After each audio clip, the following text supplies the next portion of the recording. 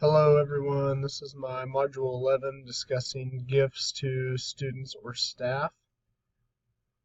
As far as gifts for students go, something that's always important to remember is that funds are not ours to loan, borrow, or give away. It is appropriate to give students gifts for rewards or incentives for fundraising. Also for special achievements, and we'll get into examples of those as we go on.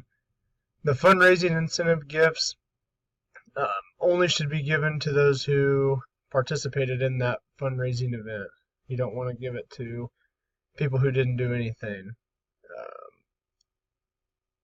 The funds to purchase the items should be used with the funds that was raised by the group. And then it shouldn't favor one group over another if the gift isn't related to that event. The special achievement gifts, such as sports banquets at the end of the year, some people get plaques or trophies or whatever people decide to do. They should be nominal in value and age appropriate. And the funding from this may come from the general fund, athletic fund, or outside donations. Moving on to staff members. Most of the time, gifts for this have to do with life events, such as if there's a death in their family, baby shower, weddings, that sort of thing. And it's a good idea to have a committee that has been established, and they have guidelines set. This committee should probably rotate yearly. I know in our school that I'm working at right now, there's a different grade level that is the social committee, is what we call it here, and it's a new rotation each year. Something that's important to remember as well is cash or cash equivalent gifts like gift cards have to be applied to the employee's W-2 if they're receiving those gifts from school funds. And then special events, and we'll talk about this later on as well, like illnesses, should be ran by a parent group because of that tax issue that we talked about above. On special occasion gifts to staff members, like I said, our social committee would pay for reasonably priced items, and we collect dues each year for ours, and that generally gets us through the year. And as the book talked about, maybe there's donations or money raised by the staff. And like I said earlier, the committee should rotate however your school decides to do it. Fundraising incentive gifts, like a t-shirt sale, just like students, the staff has to participate in the event to receive something for it. And an example of someone who could receive a gift for a fundraising incentive gift is like the high seller of whatever they're doing. The all staff gifts, I know our school does this as well. Like on Teacher Appreciation Week, they say to keep it, low in cost and with staff-generated funds. It's not recommended to take the funds from the general fund, although some districts do.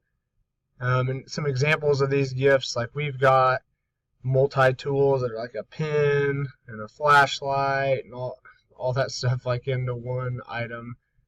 So it's just like a little token of appreciation, I guess. And then there's one talked about in the book, the special efforts for a specific student or staff member. This could be like a major illness. We had a lady that works in our cafeteria 2 years ago who was diagnosed with cancer, and we had a few different fundraisers that we did for her. But something that was good is they understood that the cash given would have been taken out of their taxes. I'm not sure what they did to get around that. I wish I would have been taking this class because that would have been a good learning experience for me. Um, Something that's important is getting advice from your district on how to go about this situation if something like this were to happen. And I'm assuming our school went through the PTA because I remember them being involved quite a bit. They probably handled the fundraiser and let a bank handle the funds. And then after talking to our principals here, just how they go about it in our district, we have an administration and expense account, which is where they pull for all the different sort of gifts that they give out. The principal has to fill out a purchase order, and then the board has to approve it. And if a teacher wants to do this, they fill out a PO, the principal approves it, and then the board would approve it after. Some examples of gifts we have a star store. Kids can earn Starbucks in various ways, and I think once a month they open the star store, and kids can go down and buy games, toys, there's a bunch of stuff in there. This year our administration got every staff member and every student a t-shirt. We all wore it on a day at the beginning of the school year. Took a huge school picture with a drone. It was really cool. Every month at our staff meeting, we have cards that people fill out and basically talk about somebody or seeing somebody do something good. And all those cards are put in to a drawing, and the winners of those drawings get gift cards. And then I've already talked about our social committee, which takes dues at the beginning of each year, and that usually can get them through the year as far as taking care of, weddings, wedding gifts, if there's a death in the family, that sort of thing. So that's pretty much it on gifts to students and staff members. Thanks for listening.